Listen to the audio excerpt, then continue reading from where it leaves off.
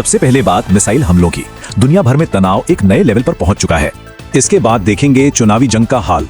देश हो या दुनिया, सियासी पारा चढ़ा हुआ है और आरोप प्रत्यारोप का दौर जारी है। और आखिर में बात करेंगे उन बम की धमकियों की जिनसे लोगों में डर और बेचैनी का माहौल है। तो चलिए शुरू करते हैं अंतरराष्ट्रीय खबरों से और फोकस है मिडिल ईस्ट पर, जहां तनाव लगातार बढ़ता ही जा रहा है। अच्छा, तो देखिए यहाँ हो क्या रहा है। मिडिल ईस्ट में सिचुएशन बहुत तेजी से बदल रही है। एक तरफ ईरान है जो तेल अवीव पर हमला कर रहा है, दूसरी तरफ इजराइल लेबनान में अपनी पकड़ और मजबूत करने में लगा है, और इस सब के बीच में अमेरिका जिसके बयान कंफ्यूजन बढ़ा रहे हैं। पाकिस्तान भी है जो मध्यस्थता की कोशिश में लगा है। मतलब ये एक ऐसी शतरंज की बिसात बन गई है जहां हर एक चाल के बहुत दूर तक असर होंगे। और देखिए ये तनाव कितना गंभीर है, इसका अंदाजा इसी बात से लगाइए कि भारत के प्रधानमंत्री ने भी इस पर गहरी चिंता जताई है। उनका साफ कहना है कि अगर ये लड़ाई जारी रही तो इसके नतीजे बहुत ही गंभीर होंगे। ये आने वाला वक्त देश के लिए एक बड़ी परीक्षा की तरह, और जमीन पर जो हो रहा है वो तो और भी डरावना है। अब खबर आ रही है कि इजराइल पर क्लस्टर मिसाइलों से हमला हुआ है, और हम सब जानते हैं इस तरह के हमलों से आम लोगों की जान को सबसे ज्यादा खतरा होता है। हाँ, इसी हमले में 12 लोगों के घायल होने की खबर है। ये सिर्फ एक नंबर नहीं है, ये हमें याद दिलाता है कि इस लड़ाई की असली कीमत कौन चुका रहा है।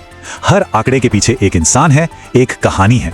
लेकिन इस सब तनाव के बीच एक थोड़ी कह सकते हैं राहत की खबर भी है। कच्चे तेल की कीमतें गिरी हैं, और ये क्या बताता है? ये बताता है कि मार्केट को अब भी कहीं ना कहीं ये उम्मीद है कि शायद डिप्लोमेसी से, बातचीत से हालात संभल सकते हैं।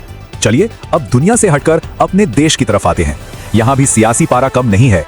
घरेलू राजनीति में भी जबरदस्त हलचल मची हुई है, और शुरुआत ही एक चौंकाने वाली खबर से। देश की राजधानी दिल्ली में विधानसभा को ही बम से उड़ाने की धमकी मिली। इस एक धमकी ने सुरक्षा एजेंसियों की नींद उड़ा दी और सियासी गलियारों में हड़कंप मच गया। वहीं दूसरी तरफ संसद में भी माहौल गर्म था। वित्त विधेयक पर बहस चल रही थी, और वित्त मंत्री ने कहा कि देखिए, राष्ट्र निर्माण कोई 1-2 दिन का काम नहीं है, ये एक लगातार चलने वाली प्रक्रिया है।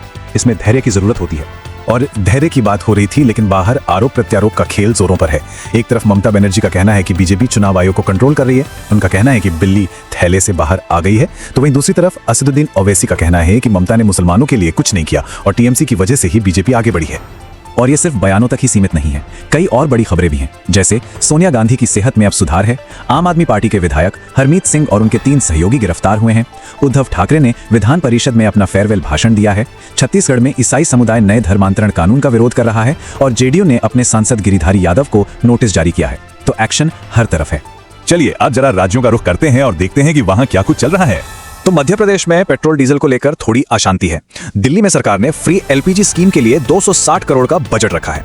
हिमाचल के सीएम कह रहे हैं कि वहां पेट्रोल डीजल के दाम नहीं बढ़ाए गए। उत्तर प्रदेश में अयोध्या रामनवमी की तैयारियों में लगा है और हाई अलर्ट पर है। और बिहार में राष्ट्रपति द्रौपदी मुर्मू 31 मार्च को नालंदा यूनिवर्सिटी का दौरा करेंगी। मतलब हर राज्य की अपनी अलग कहानी है, अपनी अलग हलचल। अब आखिर में कुछ ऐसी खबरों की बात करते हैं जो राजनीति और हेडलाइन से परे हैं। ये वो कहानियां हैं जो हमें समाज के तौर पर सोचने पर मजबूर करती हैं। मनोरंजन की दुनिया से एक बहुत ही कह सकते हैं परेशान करने वाली खबर है। अभिनेत्री मोनालिसा ने डायरेक्टर सनोज मिश्रा पर बहुत गंभीर आरोप लगाए हैं। उन्होंने अपने बचपन के दर्दनाक अनुभवों के बारे में बात की है। जाहिर है इन आरोपों ने इंडस्ट्री में एक नई बहस छेड़ दी है। अब इन आरोपों के जवाब में डायरेक्टर सनोज मिश्रा का कहना है कि ये सब उनके खिलाफ एक जॉइंट ऑपरेशन है, एक साजिश है। और अब एक ऐसी कहानी जो दिल को छू जाती है। ये कहानी है हरीश राणा की, जिन्होंने इच्छा मृत्यु का मुश्किल रास्ता चुना और अब उनका अंतिम संस्कार कर दिया गया है। लेकिन इस दुखद कहानी में भी उम्मीद की एक किरण है। जाते जाते हरीश राणा अपने अंगदान के जरिए 6 लोगों को नई जिंदगी दे गए। ये इंसानियत की एक बहुत बड़ी मिसाल है। और उनके अंतिम संस्कार पर उनके पिता ने बस एक बात कही, कोई रोना मत। बस ये 3 शब्द जो अपने आप में बहुत कुछ कह जाते हैं। तो आज हमने दुनिया भर के तनाव देखे, देश की राजनीति की उठापटक देखी और कुछ निजी कहानियों को भी जाना।